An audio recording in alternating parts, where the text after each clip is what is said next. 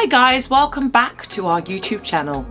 This video is a test of the new GoPro 7 Black's firmware version 1.61. We brought the GoPro just before our holiday to the south of France in October. But also we brought it to capture some holiday footage, as you can see. This footage came out very glitchy, as you can see from the footage.